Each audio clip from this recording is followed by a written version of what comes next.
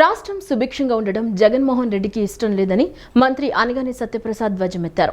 తాము ప్రతిపక్షంలో ఉండగా రైతులతో కలిసి పాదయాత్ర చేశామని ప్రస్తావించారు. చంద్రబాబుపై ఉన్న అక్కసుతో జగన్ అమరావతిపై నాడు విషం చిమ్మారని ఆగ్రహించారు. అబద్దాల పునాదులపై అధికారంలోకి వచ్చాక అమరావతిపై జగన్ బురద జల్లారని మండిపడ్డారు. ముందు రాజధాని అమరావతికి ఓకే అన్నారని, ఆ తర్వాత 3 రాజధానులు మావిగన్ అన్నారని ప్రస్తావించారు.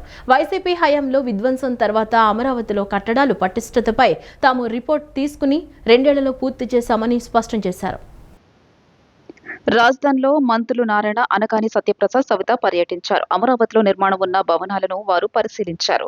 ఐకానిక్ టవర్స్, మంత్రుల బంగ్లాలు, ఎమ్మెల్యే, ఎమ్మెల్సీ క్వార్టర్స్ ను పరిశీలించారు. నిర్మాణ పనులు జరుగుతున్న తీరును సహచర మంత్రులకు నారాయణ వివరించారు. అనంతరం మంత్రి అనగాని సత్యప్రసాద్ మాట్లాడుతూ అమరావతి నిర్మాణంలో ఉన్న భవనాలు అన్ని త్వరలోనే హ్యాండ్ ఓవర్ చేస్తామని చెప్పారు. డయాగ్రిడ్ ను భారతదేశంలో తొలిసారిగా ఐకానిక్ బ్రిడ్జ్ లో వాడామని తెలిపారు. 2015లో భోగపురం విమానాశ్రయం బేసిక్ డాక్యుమెంట్ తయారైందని అన్నారు. ఆ తర్వాత భోగపురంపై జగన్ అడ్డుపుల్ల వేశారని దుయ్యబట్టారు. నాడు మహిళలు అని కూడా చూడకుండా అమరావతి రైతులను హింసించారని మండిపడ్డారు. మంత్రి నారా లోకేష్ రిజైన్ చేయాలని వైసీపీ నేతలు అంటున్నారని, ఆయన ఎందుకు రాజీనామా చేయాలని ప్రశ్నించారు. తల్లికి వందనం, మెగా డిఎస్సి, మెగా పీటీఎం పెట్టినందుక లోకేష్ రాజీనామా చేయాలని నిలదీశారు. ఆ పార్టీలో సైకిక్ ప్రాబ్లం ఉన్న నేతలు ఉన్నారని ఎద్దేవా చేశారు. స్టాన్ఫోర్డ్ పేరు పలికే అర్హత కూడా గొడ్డలి పార్టీ నేతలకు లేదని మంత్రి అనగాని సత్యప్రసాద్ ధ్వజమెత్తారు. రాబోయే తరాలకు మంచిగా ఉపయోగపడే విధంగా ఈ యొక్క కట్టడాన్ని కడతా ఉన్నారు. చాలా ఆనందంగా ఉంది. త్వరగా ఈ యొక్క మినిస్టర్స్ క్వార్టర్స్ అన్నీ కూడా పూర్తి అవటం, ఒక ఎకో సిస్టమ్ ఈ ప్రాంతం డెవలప్ అయితే రాజధాని మీద నమ్మకం కూడా ఇంకా ఇదిగా ఉంటుంది చెప్పేసి, అలాగే అయితే గొడ్డల పార్టీ వాళ్ళు వేసిన బురద అంతా కూడా అంటే వాళ్ళు ఎప్పుడు నేను చెప్తా ఉంటా, అబద్ధాల పునాదిని పుట్టిన పార్టీ అన్ని అబద్ధాలు చెప్పారు. 19 వచ్చారు, 1924 కూడా అన్ని అబద్ధాలు చెప్పారు. గ్రాఫిక్స్ అన్నారు, అది అన్నారు, ఇది అన్నారు. చూడండి, అద్భుతమైన కట్టడాలు. నివాసం అంటే నివాస యోగ్యం కాదు, ఫ్యామిలీతో పాటు ఉండి వచ్చినటువంటి కార్యకర్తలను చూసుకుని రిసీవ్ చేసుకునే విధంగా ఒక ఆఫీస్ అవ్వచ్చు. అలాగే క్లబ్ హౌస్ కూడా అద్భుతంగా 68,000 స్క్వేర్ ఫీట్తో అందరూ ఉపయోగించినది. ఆహ్లాదకరమైన వాతావరణం క్రియేట్ చేయాలని, అలా స్కూళ్ళు, హాస్పిటళ్ళు, అట్లా కావాల్సిన అన్ని ఎమ్యూనిటీస్ కూడా, అలాగే మన టవర్స్ ముందు కూడా ఎమ్యూనిటీ సెంటర్స్ కూడా, అట్లా ఇక్కడికి వస్తే ఎక్కడికి వెళ్ళాల్సిన అవసరం లేకుండా ఇక్కడే మొత్తం ఎకో సిస్టమ్ ఉండి, అలాగే ఏదైతే సర్వీసెస్ ఇవ్వాలో గవర్నమెంట్ సర్వీసెస్ అవ్వచ్చు, ముఖ్యమంత్రి గారి ఆఫీస్ అవ్వచ్చు, అలాగే హెచ్ఓడీస్ కూడా. ఇప్పుడు మనం ఉన్నాం, ఇప్పుడు అక్కడ సెక్రటరేట్ ఉంటే హెచ్ఓడీస్ విజయవాడలో ఉన్నారు, లేకపోతే గుంటూరు ప్రాంతంలో ఉన్నారు. అలా కాకుండా అన్నీ కూడా ఒకే బిల్డింగ్లో వచ్చే విధంగా ఈ అద్భుతమైన ఐడియాతో ముందుకెళ్తున్నారు. చాలా సంతోషంగా ఉంది. ఈరోజు మీ అందరితో పాల్పంచుకుని అమరావతి గురించి ఇంత అద్భుతంగా చూడటం, వీక్షించడం, మీ అందరినీ కూడా కలవటం చాలా ఆనందదాయకంగా ఉంది. మంత్రి సవిత మాట్లాడుతూ రాజధాని అమరావతిని పూర్తి చేస్తామని చెప్పి జగన్ అధికారంలోకి వచ్చాక రైతులను ఇబ్బంది పెట్టారని అన్నారు. 30,000 మంది కార్మికులతో అమరావతిలో రాత్రి పగలు అని తేడా లేకుండా పనులు జరుగుతున్నాయని వివరించారు. ఎమ్మెల్యే, ఎమ్మెల్సీ, జడ్జి బంగ్లా, మంత్రుల బంగ్లాలు ఇలా అన్ని రెడీ అవుతున్నాయని చెప్పుకొచ్చారు. 3 రాజధానులు అని జగన్ చెప్పి ప్రజలను మభ్యపెట్టారని విమర్శించారు. ఇప్పుడేమో డైవర్షన్ పాలిటిక్స్ కు వైసీపీ నేతలు దిగుతున్నారని దుయ్యబట్టారు. ఉత్తరాంధ్రలో ఎయిర్పోర్ట్ ప్రారంభంపై కూడా గొడ్డలి పార్టీ నేతలు విషం చిమ్మారని మంత్రి సవిత తీవ్ర ఆగ్రహం వ్యక్తం చేశారు. మరి ఈరోజు మేము అన్నట్టుగానే ఈరోజు ఎమ్మెల్యేలు క్వార్టర్స్ కావచ్చు, ఎమ్మెల్సీ క్వార్టర్స్ కావచ్చు, మినిస్టర్స్ బంగ్లాస్ కావచ్చు, జడ్జిల బంగ్లాలు కావచ్చు, సుప్రీంకోర్టు, హైకోర్టు, ఒక పక్క సెక్రటేరియట్, ఒక పక్క హాస్పిటల్స్, ఒక పక్క క్లబ్ హౌస్, ఇలా అన్ని వసతులు ప్రజలు ఇక్కడికి ఏ ఉద్దేశంతో వచ్చినా వాళ్ళకి అన్ని డిపార్ట్మెంట్లతోనూ మంత్రులు, ఎమ్మెల్యేలు, మరి ఆఫీసర్స్ అందరూ అనుకూలంగా ఉండే విధంగా ఈరోజు అమరావతి రెడీ అవుతా ఉందన్న విషయం తెలియజేస్తున్నాం. మరి వైసీపీ పార్టీ వారు 3 ముక్కలాట చేసి 3 రాజధానులు అన్నారు. ఎక్కడ ఏమీ చేసింది లేదు. అక్కడ కూడా వెళ్ళి దాచుకోవాలని చేశారే తప్ప మరి వైసీపీ పార్టీకి అని వైసీపీ నాయకుడు గొడ్డల పార్టీ అధ్యక్షునికి కానీ అమరావతి గురించి మాట్లాడే అర్హతే లేదన్న విషయం కూడా తెలియజేస్తున్నాం. సజ్జల రామకృష్ణారెడ్డి గారు ఒకరికి మాట్లాడతారు, జగన్మోహన్ రెడ్డి గారు ఒకరికి మాట్లాడతారు. మళ్ళీ ఈరోజు డైవర్షన్ పాలిటిక్స్ చేస్తూ రాష్ట్రంలో పెండింగ్లో ఉన్న కీలక నీటిపారుదల ప్రాజెక్టులు సకాలంలో పూర్తి చేసేందుకు కేంద్ర ప్రభుత్వం నుంచి నిరంతర సహకారం అందించాలని ప్రధాని నరేంద్ర మోదీని నరసరావుపేట ఎంపీ లావు శ్రీకృష్ణదేవరాయలు కోరారు. ఈ మేరకు ఢిల్లీలో ప్రధానమంత్రిని మర్యాదపూర్వకంగా కలిసి విన్నవించారు. ఈ సందర్భంగా పల్నాడు జిల్లాలో ఆర్థిక సమాచార విప్లవం, సంస్థాగత రుణాల విస్తరణపై రూపొందించిన పల్నాడు ఎ క్రానికల్ ఆఫ్ ట్రాన్స్ఫర్మేషన్ అనే సమగ్ర నివేదికను ప్రధానికి అందించారు. నరసరావుపేట ఎంపీ లావు శ్రీకృష్ణదేవరాయలు నిన్న ప్రధాని నరేంద్ర మోదీని మర్యాదపూర్వకంగా కలిశారు. పల్నాడులో నిర్వహించిన క్రెడిట్ అవుట్ రీచ్ కార్యక్రమం విజయవంతమైనట్లు పేర్కొన్నారు. ఈ పథకం కింద 1,03,246 మందికి సంస్థాగత రుణాల కింద 3,216 కోట్లు అందించినట్లు తెలిపారు. 70,000 మంది కొత్త రుణ గ్రహీతలను బ్యాంకింగ్ వ్యవస్థలోకి తీసుకొచ్చినట్లు తెలియజేశారు. 83,365 మంది రైతులకు 2,286 కోట్ల రుణాలు అందించినట్లు తెలిపారు. మహిళలు, ఎంఎస్ఎంఈలు, యువత, చేతి వృత్తులు, స్వయం సహాయక బృందాల సాధికారతకు తీసుకుంటున్న చర్యలను నివేదికలో వివరించారు. అలాగే నీటిపారుదల ప్రాజెక్టులతో రైతుల జీవన ప్రమాణాలు మెరుగుపడతాయని, పెండింగ్ ప్రాజెక్టులకు సహకారం అందించాలని కోరారు. విజయవాడ గుణదలలో ఉన్న ఈఎస్ఐ ఆసుపత్రిని 300 పడకల టెర్నియరీ కేర్ ఆసుపత్రిగా అప్గ్రేడ్ చేయాలంటూ ఎంపీ కేశినేని శివనాథ్ కోరారు. ఆసుపత్రిని ఉన్నతీకరించడంతో పాటు అదే ప్రాంగణంలో అనుబంధంగా ఈఎస్ఐసి వైద్య కళాశాలను కూడా ఏర్పాటు చేయాలంటూ కేంద్ర ప్రభుత్వాన్ని కోరారు. లోక్సభలో నియమం 377 కింద ఈఎస్ఐ ఆసుపత్రి అభివృద్ధి అంశాన్ని ఎంపీ సోమవారం ప్రస్తావించారు. ఆసుపత్రిని ఉన్నతీకరించడంతో పాటు అదే ప్రాంగణంలో అనుబంధంగా ఈఎస్ఐసి వైద్య కళాశాలను కూడా ఏర్పాటు చేయాలంటూ కేంద్ర ప్రభుత్వాన్ని కోరారు. 1968లో ఏర్పాటు చేసిన ఈఎస్ఐ ఆసుపత్రి ప్రస్తుతం పెరిగిన లబ్ధిదారుల సంఖ్యకు ఏమాత్రం చాలడం లేదని స్పష్టం చేశారు. ప్రస్తుతం 110 పడకలు మాత్రమే ఉండడంతో 8 జిల్లాలకు చెందిన 2.88 లక్షల మంది బీమాదారులు, వారి కుటుంబాలతో కలిపితే 10 లక్షల మంది ఈ ఆసుపత్రిపై ఆధారపడి ఉన్నారని శివనాథ్ వివరించారు. ఇప్పటికే కేంద్ర మంత్రి మన్సుఖ్ మాండవీయను వారం కిందట కలిసి ఇదే విషయంపై నివేదిక అందజేసినట్లు ఎంపీ తెలియజేశారు. ప్రస్తుతం ఉన్న ఆసుపత్రిలో సూపర్ స్పెషాలిటీ వైద్య సేవలు అందుబాటులో లేకపోవడంతో రోగులను ప్రైవేట్ ఆసుపత్రులకు రిఫర్ చేయాల్సి వస్తుందని ఎంపీ వివరించారు. దీనివల్ల కార్మికుల కుటుంబాలపై అదనపు భారం పడుతోందని వెల్లడించారు. విజయవాడ ఈఎస్ఐ ఆసుపత్రిని అప్గ్రేడ్ చేస్తే 13 లక్షల మంది కార్మిక కుటుంబాలకు మేలు జరుగుతుందని తెలియజేశారు. కృష్ణా జిల్లాలో రోడ్డు ప్రమాదం చోటు చేసుకుంది. ఉంగుటూరు మండలం తేలప్రోలు వద్ద ప్రైవేట్ బస్సు అదుపు తప్పి బోల్తా పడి డివైడర్ను ఢీకొంది. వైబీ ట్రావెల్స్ బస్సు చెన్నై నుంచి విశాఖ వస్తుంది. ప్రమాద సమయంలో బస్సులో 25 మంది ప్రయాణికులు ఉన్నారు. బస్సులోని 3కి తీవ్ర గాయాలు, 12 మందికి స్వల్ప గాయాలయ్యాయి. కృష్ణా జిల్లా గన్నవరం నియోజకవర్గం ఉంగుటూరు మండలం తెల్లప్రోలు వద్ద జాతీయ రహదారిపై తెల్లవారుజామున ఘోర రోడ్డు ప్రమాదం జరిగింది. చెన్నై నుంచి విశాఖపట్నం వైపు సుమారు 26 మందికి పైగా ప్రయాణికులతో వెళ్తున్న వైబీఎం ట్రావెల్స్ బస్సు తెల్లవారుజామున తెల్లప్రోలు సమీపానికి చేరుకోగానే అదుపు తప్పి రోడ్డుకు మధ్యలో ఉన్న డివైడర్పై బోల్తా పడింది. ఈ ప్రమాదంలో 3కి తీవ్ర గాయాలు కాగా సుమారు 12 మంది ప్రయాణికులకు స్వల్ప గాయాలయ్యాయి. క్షతగాత్రులందరినీ చికిత్స నిమిత్తం అంబులెన్స్లో చిన్నౌటిపల్లి, పిండామనేని సిద్ధార్థ ఆసుపత్రికి తరలించారు. ప్రమాదం జరిగిన సమయంలో బస్సు వెనక నుంచి వస్తున్న ఓ లారీ బస్సును తప్పించుకునే ప్రయత్నంలో లారీ ఢీకొంది. ఈ ఘటనలో లారీ డ్రైవర్ కాళ్లకు తీవ్ర గాయాలు కావడంతో అతన్ని కూడా చికిత్స కోసం ఆసుపత్రికి తరలించారు. సమాచారం అందుకున్న గన్నవరం డీఎస్పీ ధర్మేంద్ర, ఆత్కూరు పోలీసులు ఘటనా స్థలానికి చేరుకుని సహాయక చర్యలు చేపట్టారు. క్షతగాత్రులను గన్నవరం డీఎస్పీ ధర్మేంద్ర పరామర్శించారు.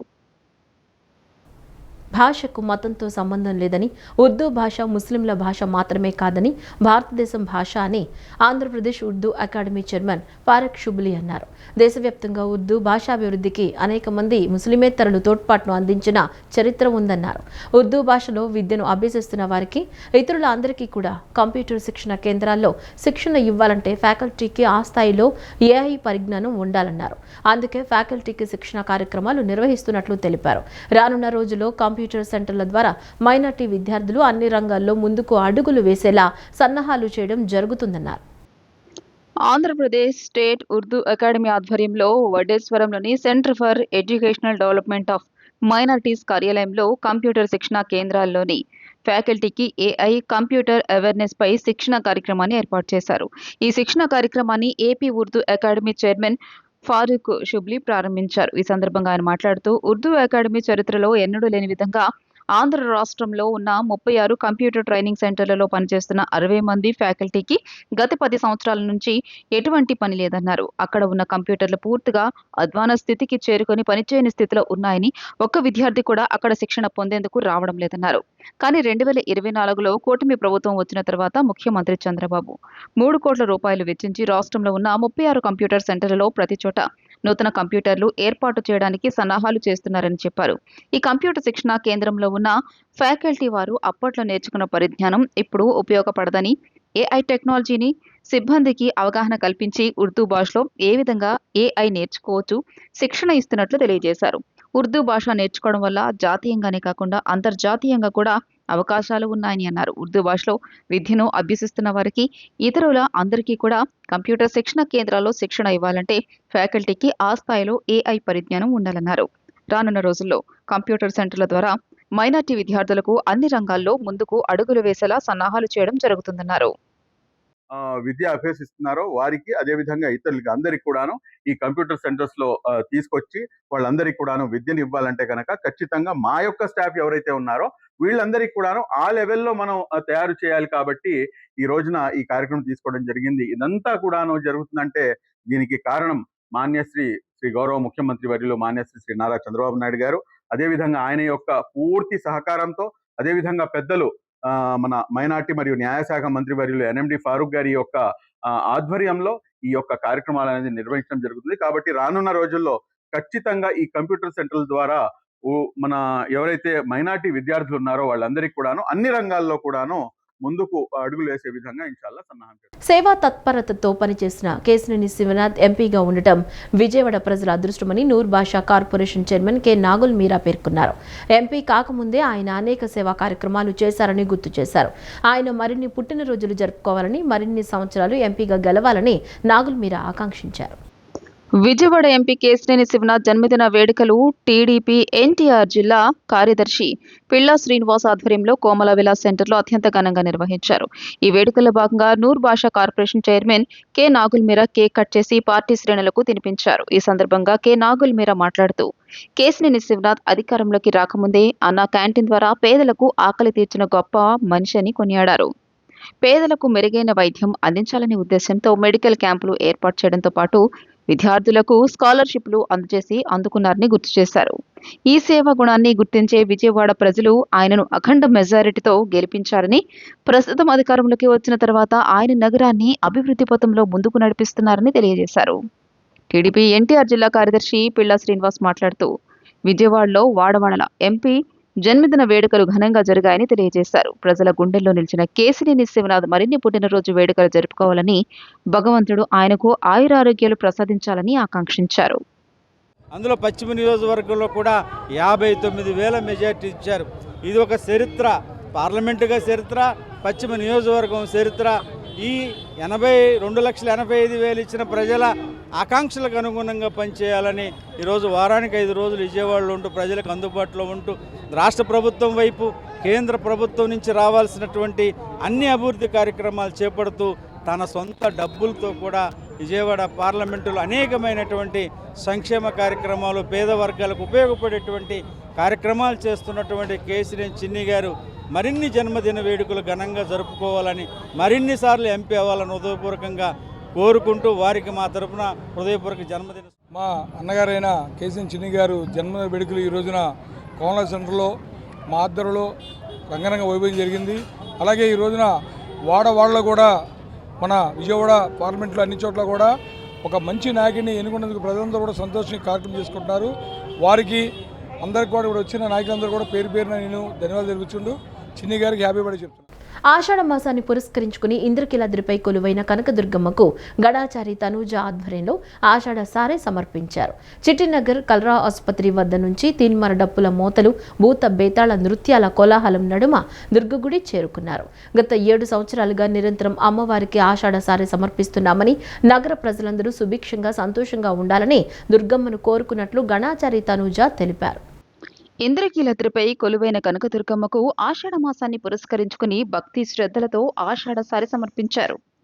గణాచారి తనూజ ఆధ్వర్యంలో జరిగిన ఈ వేడుకలో భాగంగా చిట్టినగర్ కలరా ఆసుపత్రి వద్ద నుంచి తీన్మార్ డప్పుల మోతలు, భూత బేతాళ నృత్యాల కోలాహలం నడుమ ఘనంగా ర్యాలీ నిర్వహించారు. ఈ సందర్భంగా అమ్మవారికి ప్రత్యేకంగా సారే మరియు బోనం సమర్పించి మొక్కులు చెల్లించుకున్నారు.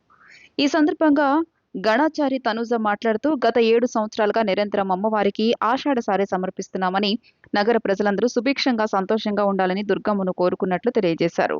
గణాచారి దుర్గారెడ్డి మాట్లాడుతూ అమ్మవారి సంబరాలు నిర్వహిస్తూ నిత్యం అమ్మవారి సేవలో తరిస్తున్నామని, ప్రతి ఏటా చీరా సారే సమర్పించడం ఆనవాయితీగా వస్తుందని చెప్పారు. ఈ వేడుకలో పాల్గొనేందుకు ప్రత్యేకంగా హైదరాబాద్ నుంచి తమను ఆహ్వానించారని అమ్మవారికి బోనం సమర్పించడం ఎంతో సంతృప్తినిచ్చిందని తెలియజేశారు. ఈ ఆధ్యాత్మిక కార్యక్రమం భక్తుల కోలాహలం మధ్య కన్నుల పండుగగా సాగింది.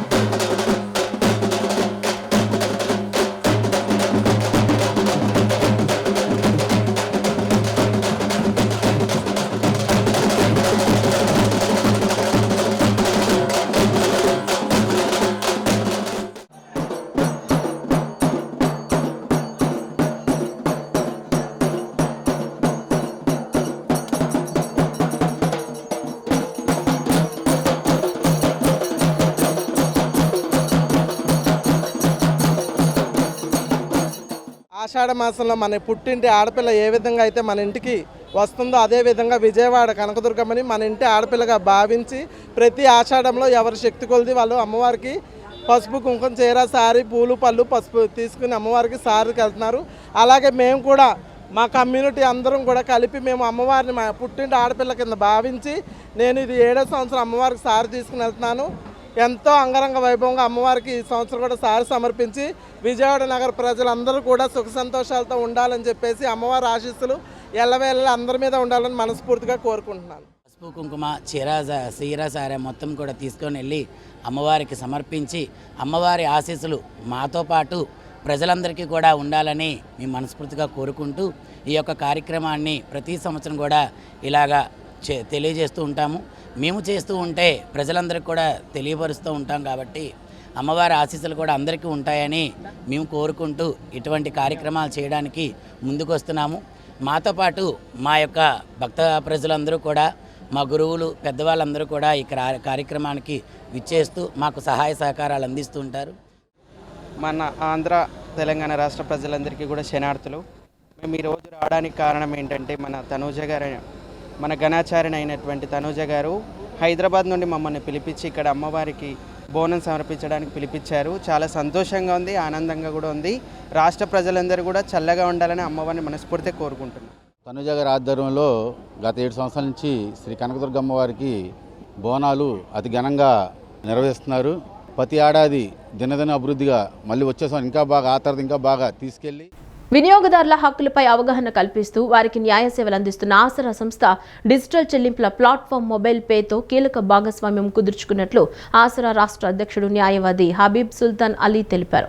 ఈ ఉమ్మడి యాప్ను ఆగస్టు 15న స్వాతంత్ర దినోత్సవం సందర్భంగా అధికారికంగా ప్రారంభించనున్నట్లు పేర్కొన్నారు.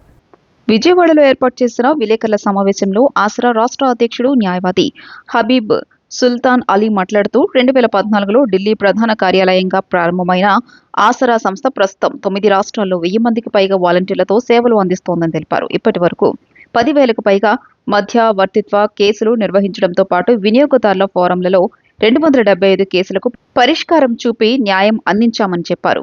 మారిన డిజిటల్ యుగానికి అనుగుణంగా ఆసరా సభ్యులకు మెరుగైన సేవలు అందించేందుకు మొబైల్ పే సంస్థతో చెయ్యి కలుపుతున్నామని ఈ ఉమ్మడి యాప్ను ఆగస్టు 15న స్వాతంత్ర దినోత్సవం సందర్భంగా అధికారికంగా ప్రారంభించనున్నట్లు పేర్కొన్నారు. అనంతరం mobile pay MD Krishna Chowdary మాట్లాడుతూ దక్షిణాదిలో ప్రముఖ సేవా సంస్థగా పేరు పొందిన ఆసరా భాగస్వామ్యంతో ముందుకు రావడం సంతోషంగా ఉందన్నారు. ఈ ప్లాట్ఫామ్ ద్వారా ఆసరా సభ్యులు చేసే ప్రతి ఆర్థిక లావాదేవీపై ప్రోత్సాహకాలు పొందే అవకాశం లభిస్తోందని వివరించారు. ఆసరా మెంబర్స్ అందరికి దీంట్లో చేయించడం వల్ల ఒక అసోసియేషన్ అవడం వల్ల సోషల్ సర్వీస్ చేసే యాక్టివిటీస్ ఏవైతే ఉన్నాయో రివార్డ్ పాయింట్స్ ఏవైతే ఉన్నాయో అది ఆసరాలో మన మెంబర్సే భాగస్వాములు కూడా అది బయట అడ్వర్టైజ్మెంట్స్ కాకుండా మన భాగస్వాములు తీసుకొని దాని నుంచి మరింత సర్వీసెస్ అందించడానికి ఈ రోజున ఈ యొక్క ఆంధ్రప్రదేశ్ టీంతో ఇక్కడ మీటింగ్ చేయడం జరిగిందండి. సో ఈ కార్యక్రమానికి మన నేషనల్ మెంబర్స్ మన స్టేట్ ప్రెసిడెంట్ డిస్ట్రిక్ట్ ప్రెసిడెంట్స్ కూడా పాల్గొనడం జరిగింది. ఈ యొక్క లాంచింగ్ ప్రోగ్రామ్ ఆగస్టు 15న స్వాతంత్ర దినోత్సవం రోజున మనంతా కూడా ఆసరా మొబైల్ పే యొక్క యాప్ని లాంచ్ చేస్తున్నాం. దీని యొక్క బిఫోర్ ఇన్ఫర్మేషన్ ఈ రోజున కంపెనీ ఆసరాతోటి చేసిన కార్యక్రమానికి company MD CEO mobile pay CEO Shri Krishna Chowdary గారు ఈ రోజున ఇక్కడికి వచ్చున్నారు. మరి మీ అందరి గ్రాండ్ క్లబ్స్ ఆయన కూడా రిక్వెస్ట్ చేసి so I request our honourable MD sir please give a small message to the press and what is the going to doing with the Ashram. It's a popular organization in the South India and we are going to tie up with the Asra as a mobile pay. and we are providing a mobile pay entire platform to the ASRA members who enjoy the incentive on every transactions. This is our main motto from the mobile pay company, and here we want to grow together. So that is why we want to we are going to collaborate, and we are going to launch on 15th of August our common application which is made by the mobile pay. So from that, this entire South India will grow together and earn. Our motto, our all members will earning from every transactions through the mobile pay. So we definitely grow together. సమావేశంలో ఆస్రా ఎన్టీఆర్ జిల్లా అధ్యక్షులు వరుడు నాగరాజు, జిల్లా స్థాయి ప్రతినిధులు, సభ్యులు పాల్గొన్నారు. YNR charities ఆధ్వర్యంలో పేద ప్రజల సంక్షేమానికి, సమాజాభివృద్ధికి యలమంచిలి జయప్రకాష్ చేస్తున్న సేవలు ప్రశంసనీయమని పలువురు వక్తలు కొనియాడారు. ట్రస్ట్ ఆధ్వర్యంలో మరిన్ని సేవా కార్యక్రమాలు నిర్వహించాలని పిలుపునిచ్చారు. సమాజంలో పేదరిక నిర్మూలన ప్రభుత్వంతో పాటు స్వచ్ఛంద సంస్థలు, దాతల సహకారంతోనే సాధ్యమవుతుందని వారు పేర్కొన్నారు. వైఎన్ఆర్ చారిటీస్ ఆధ్వర్యంలో చిరు వ్యాపారులకు తోపుడు బండ్లు, పేద మహిళలకు కుట్టు మిషన్ పంపిణీ కార్యక్రమం సున్నబట్టీల సెంటర్లోని ట్రస్ట్ కార్యాలయంలో జరిగింది. ఈ కార్యక్రమానికి ముఖ్య అతిథులుగా సిపిఎం పార్టీ సీనియర్ నేత పాతూరి రామయ్య, మాజీ మంత్రి రావెల కిషోర్ బాబు, మాజీ కలెక్టర్ ఇంతియాజ్ ముఖ్య అతిథులుగా విచ్చేసి తోపుడు బండ్లు, కుట్టు మిషన్ను పంపిణీ చేశారు. పేద కుటుంబాలకు, చిరు వ్యాపారులకు ఆర్థిక చేతినిచ్చేందుకు ఉపాధి పరికరాల పంపిణీ కార్యక్రమం ఘనంగా నిర్వహించారు. సంస్థ అధినేత యలమంచిలి జయప్రకాష్ తన తండ్రి యలమంచిలి శివనారాయణ జ్ఞాపకార్థం ఏర్పాటు చేసిన ఈ కార్యక్రమంలో భాగంగా ఇద్దరు చిరు వ్యాపారులకు కూరగాయలు అమ్ముకునేందుకు తోపుడు బండ్లు, ఒక పేద మహిళకు స్వయం ఉపాధి కోసం కుట్టు మిషన్ను ముఖ్య అతిథుల చేతుల మీదుగా అందజేశారు. ఈ సందర్భంగా మాజీ మంత్రి రావెల కిషోర్ బాబు మాట్లాడుతూ సమాజంలో ఇటువంటి సేవకులను ప్రభుత్వాలు, సమాజం గుర్తించి ప్రోత్సహించాల్సిన అవసరం ఉందన్నారు. మాజీ ఎమ్మెల్యే పాతూరి రామారావు నిరాడంబరత, ప్రజాసేవ తత్పరత నేటి రాజకీయ నాయకులకు ఆదర్శమని, నిస్వార్థ సేవకు ఆయన నిలువెత్తు నిదర్శనమని పేర్కొన్నారు. పేదవారిని ఆదుకోవాలని చెప్పేసి ఆయన స్వార్జితం నుంచి చేస్తున్నటువంటి ఈ కార్యక్రమాలు చాలా హర్షణీయం, అభినందనీయం. ఇలాంటి వారిని సమాజం ప్రోత్సహించాలి, ప్రభుత్వాలు కూడా గుర్తించి గౌరవించి ప్రోత్సహించాలి, మీడియా వారు కూడా గుర్తించి గౌరవించి ప్రోత్సహించాలని చెప్పేసి నేను కోరుకుంటున్నా. ఇంత మంచి కార్యక్రమానికి మిత్రులు మాజీ కలెక్టర్ గారు రావటం చాలా సంతోషం. అదేవిధంగా పాతూరి రామారావు గారు ఆదర్శమైనటువంటి ప్రజా సేవకులు. ఆయన నిరాడంబరం ఏదైతే ఉందో, ఆయన ప్రజాసేవ తత్పరత ఏదైతే ఉందో ఈనాటి రాజకీయ నాయకులకి స్ఫూర్తిగా ఉండాలి, వారిని ఆదర్శంగా తీసుకు. మాజీ కలెక్టర్ ఇంతియాజ్ మాట్లాడుతూ జయప్రకాష్ నిరంతరం ప్రజాసేవలో ఉంటూ విద్యార్థులకు ఫీజులు చెల్లింపు, పేదలకు ఉపాధి పరికరాలు పంపిణీ వంటి అనేక సంక్షేమ కార్యక్రమాలు చేపడుతున్నారని అభినందించారు. మరి ఆయన నిరంతరము ప్రజాసేవలో ఉంటూ మరి ఎప్పటికప్పుడు పేదవారికి మరి ఫీజులు కట్టడానికి ఆర్థిక సహాయం చేయడము, అలాగే ఎవరికైతే అవసరం ఏదైతే ఉందో వారికి అటువంటి పనిముట్లు, టూల్స్ ఇవ్వడము చేస్తూ ఉంటారు. ఎంతో మిత్రులు జయప్రకాష్ గారు అభినందనీయులు.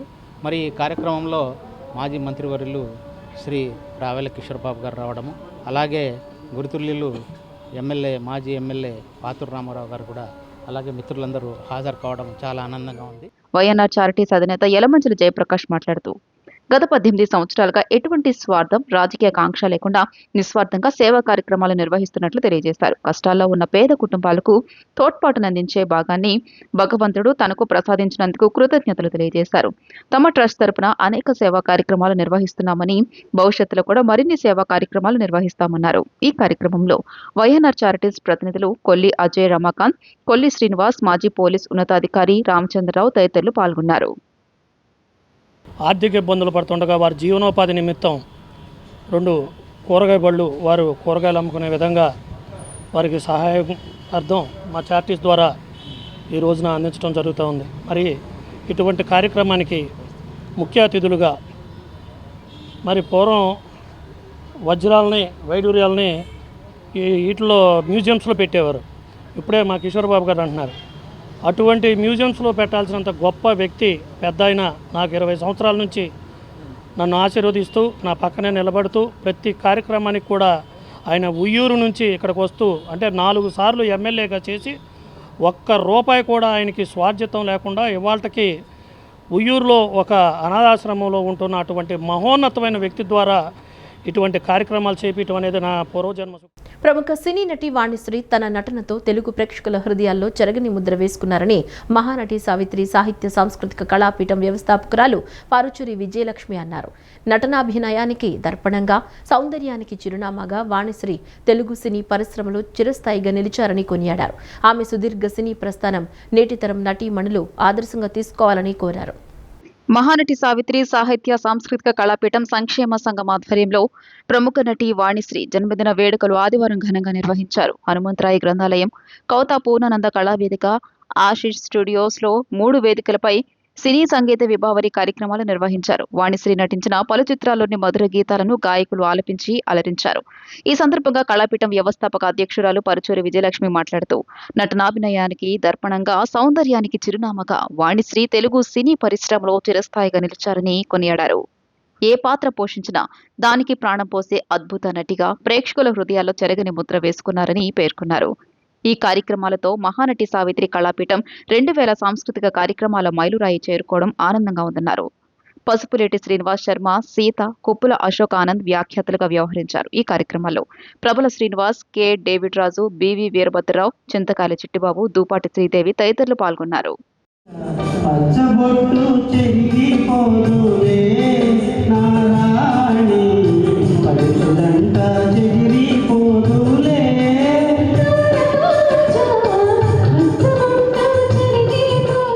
ఆవిడతో ఫస్ట్ పరిచయం అవ్వటం, 30వ తారీఖు సావిత్రి గారి విగ్రహావిష్కరణ, ఆ రోజు నుంచి ఈ రోజు వరకు మా అనుబంధం చాలా, అసలు అప్పటికి ఇప్పటికి కూడా అలాగే ఉన్నాం.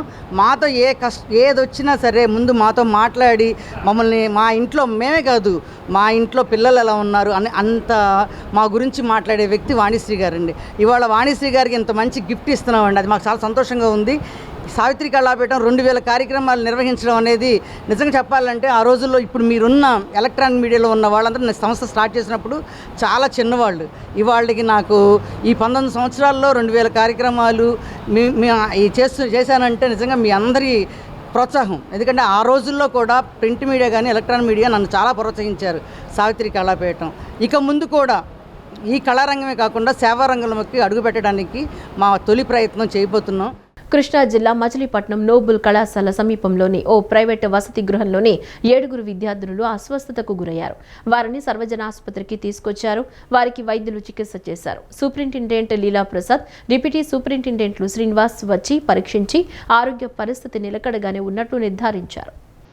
కృష్ణా జిల్లా మచిలీపట్నం నోబుల్ కళాశాల సమీపంలోని ఓ ప్రైవేటు వసతి గృహంలోని 7 విద్యార్థినులు అస్వస్థతకు గురయ్యారు. సోమవారం విద్యార్థినులకు వసతి గృహంలో సహజంగా చేసే ఇమ్యూనిటీ బూస్టర్ DT వ్యాక్సిన్ ఇచ్చారు. అనంతరం ఓ స్వచ్ఛంద సంస్థ సమకూర్చిన చికెన్ బిర్యానీ తిన్నారు. విద్యార్థుల్లో 7 తమ చేతులు, కాళ్లు తిమ్మిర్లు వచ్చి వంకర్లు పోతున్నాయని, శరీరంపై దద్దుర్లు వచ్చాయని, కడుపులో వికారంగా ఉందని సిబ్బందికి తెలపడంతో వారు వెంటనే సర్వజనాసుపత్రికి తీసుకొచ్చారు. సూపరింటెండెంట్ లీలా ప్రసాద్, డిప్యూటీ సూపరింటెండెంట్లు శ్రీనివాస్ వచ్చి పరీక్షించి ఆరోగ్య పరిస్థితి నిలకడగానే ఉన్నట్టు నిర్ధారించారు. విషయం తెలుసుకున్న మంత్రి కొల్లు రవీంద్ర, కలెక్టర్ DK బాలాజీ మెరుగైన వైద్య సహాయం అందించాలని వైద్యులను ఆదేశించారు. ఫుడ్ పాయిజన్ అయ్యుంటుందని, విద్యార్థుల ఆరోగ్య పరిస్థితి గురించి ఆందోళన చెందాల్సిన అవసరం లేదని DMHO PL దయాకర్ స్పష్టం చేశారు. ఓటర్ల జాబితా ప్రత్యేక సమగ్ర సవరణలో భాగంగా జూన్ 15 నుంచి జూలై 24 మధ్య వివరాలు నింపిన మీ ఎన్యూమరేషన్ ఫామ్లను బూత్ స్థాయి అధికారులకు సమర్పించలేదా? తాజాగా విడుదలైన ముసాయిదా జాబితాలో మీ పేరు లేదా? మీ పేరు జాబితాలో ఉన్న పేరు, వివరాలు, చిరునామాల్లో తప్పులు సవరించాలా, మార్పులు చేయాలా? జాబితాలోని అనర్హుల పేర్లపై అభ్యంతరం చెప్పాలా? ఇలాంటి వాటికి దరఖాస్తు చేసుకునేందుకు, అభ్యంతరాలు సమర్పించేందుకు ఎన్నికల సంఘం అవకాశం కల్పిస్తోంది. ఓటర్లు, రాజకీయ పార్టీల బూత్ స్థాయి ఏజెంట్లు ఎవరైనా క్లెయిమ్లు, అభ్యంతరాలు సమర్పించేందుకు ఆగస్టు 30 వరకు అవకాశం ఉంది. ఈలోగా దరఖాస్తులు చేసుకోవచ్చు. ఓటర్ల జాబితా ప్రత్యేక సమగ్ర సవరణలో తమ ఎన్యూమరేషన్ ఫామ్లను నింపి అధికారులకు ఇవ్వని వారు, తాజాగా విడుదలైన ముసాయిదా జాబితాలో పేరు లేనివారు మళ్లీ దరఖాస్తు చేసుకునేందుకు ఎన్నికల సంఘం మరో అవకాశం కల్పించింది. https://eci.gov.in వెబ్సైట్లో లేదా ECINET మొబైల్ యాప్లోకి వెళ్లి లేదా నేరుగా BLOలు, EROలు, AEROలకు ఇవి సమర్పించవచ్చు. ముసాయిదా జాబితాలో పేరుందో లేదో కూడా వెబ్సైట్లో ఈసీ ఐనెట్ యాప్లో చూసుకోవచ్చు. నిర్దేశిత గడువులోగా BLOలకు ఇన్యూమరేషన్ పత్రాలు సమర్పించిన వారిలో చాలా మంది 2002 నాటి ఓటర్ల జాబితాలోని మ్యాపింగ్ కోసం పేర్కొన్న వివరాల్లో లోపాలున్నట్లు ఎన్నికల సంఘం గుర్తించింది. మరికొందరైతే 2002 నాటి ఓటర్ల జాబితాలో మ్యాపింగ్ చేసుకోకుండా ఎన్యూమరేషన్ పత్రాలు ఇచ్చేశారు. ఇలాంటి వాటిని ఎన్నికల సంఘం క్షుణ్ణంగా పరిశీలించి వారికి నోటీసులు ఇస్తోంది.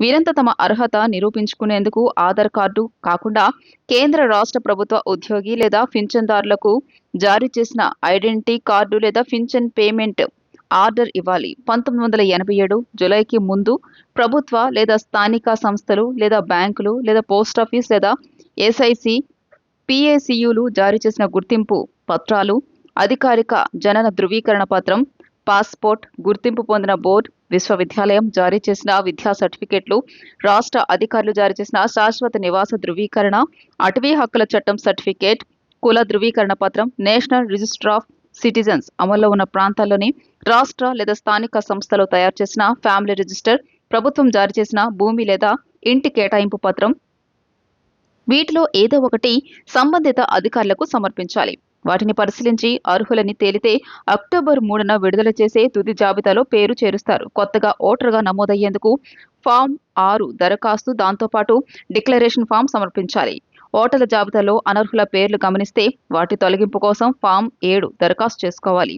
నియోజకవర్గం పరిధిలో ఒక చోట నుంచి మరో చోటుకు లేదా ఒక నియోజకవర్గం నుంచి మరో నియోజకవర్గంలోకి మారితే ఓటును ఆ చిరునామాకు మార్చుకునేందుకు, ఓటర్ల జాబితాలోని మీ పేరు వివరాల్లో తప్పులుంటే వాటిని సరిదిద్దేందుకు, ఫోటో ఓటరు గుర్తింపు కార్డు తప్పులు ఉంటే వాటిని సరిచేసుకోవడానికి ఫామ్ 8 దరఖాస్తు చేసుకోవాలి.